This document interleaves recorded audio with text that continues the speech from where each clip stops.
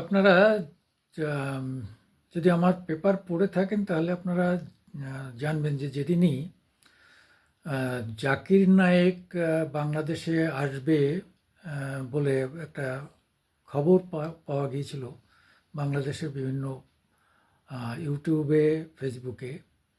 তখন আমি আমার আজকের দিন পেপারে, আমি সুকুমার দেবনাথ, আমার আজকের দিন পেপারে আমি লিখেছিলাম যে জাকির নায়েক আসবেন না।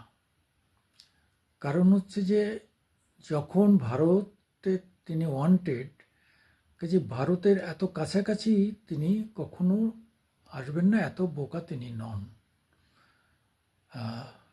আপনারা জানেন পাকিস্তানে গিয়েছিলেন, সেখানে ছেলেমেয়েরা এমন প্রশ্ন করেছিলেন তাকে, তিনি সেখানে পালিয়ে যেতে বাধ্য হন। তিনি বলেছেন যে এরকম প্রশ্ন আমাকে পৃথিবীর কোনো দেশে করেনি, তোমরা পাকিস্তানের লোক হয়ে পাকিস্তানে বসেই সব কথা বলেছে। খুব অখুশি হয়ে মানে সে মিটিং ভেঙে দিয়ে চলে যান। এটা আপনাদের যদি স্মরণে থাকে আপনারা মনে করে দেখবেন, না হলে আপনারা একটু খুঁজে দেখবেন। তো সেখানে এখন ভারতের সঙ্গে বাংলাদেশ, ভারতের পেটের মধ্যে, সেইখানে জাকির নায়েকের মতো পাকা বুদ্ধিমান লোক আসেন। তিনি প্রিচার হিসাবে এখন মালয়েশিয়ায় থাকেন এবং যথেষ্ট মুসলিম দুনিয়াতে তার একটা নাম আছে, সেটাকে অস্বীকার করা যায় না। তিনি ভালো বলেন, খারাপ বলেন, যাই হোক, সেটা তার নিজের ব্যাপার। এবং তিনি এমন ভাব দেখান, তিনি গীতা পড়েছেন, তিনি বেদ পড়েছেন, জরথুষ্ট্র পড়েছেন, তিনি জিন্দাবেস্তা পড়েছেন, কোরআন তো পড়েছেনই, বাইবেল টাইবেল সব তার মুখস্থ।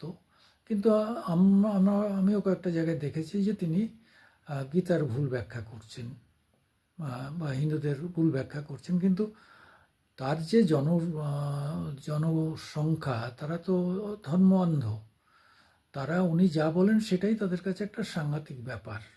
তা কেউ তত্ত্ব ওই ফ্যাক্ট চেক করতে যায় না।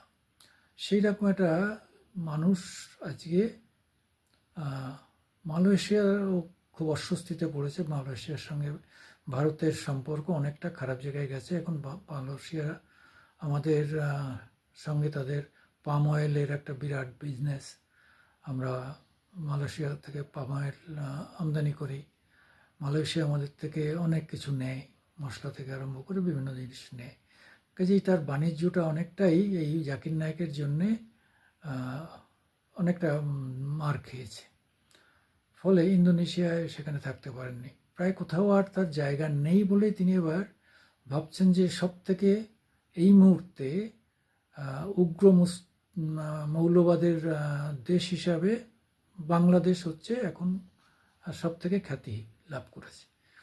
ফলে সেখানে গেলে তিনি সেই একদম মানে পীরের মতো যত্ন পাবেন, এইটা ভেবেছিলেন। কিন্তু যখনই ভারত কাউন্টার করে দিয়েছে তখন তিনি বুঝে নিয়েছেন যে দেশে আমেরিকান সিআইএর এজেন্ট খুন হয়ে যেতে পারে, আইএসআইয়ের এজেন্ট মানে হোটেলের মধ্যেই তার মৃতদেহ পাওয়া যায়, কে মেরেছে, কীভাবে মেরেছে, তার আতাপাতা পাওয়া যায়নি।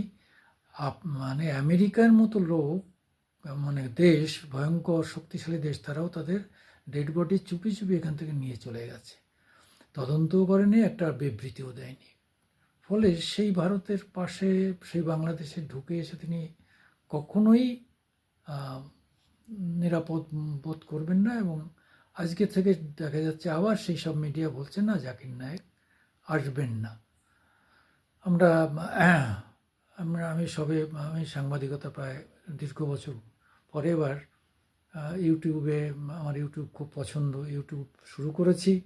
আপনারা যদি আমাদের একটু সারভাইভ করার ব্যবস্থা করে দেন, সাবস্ক্রাইব করে, তাহলে খুশি হব।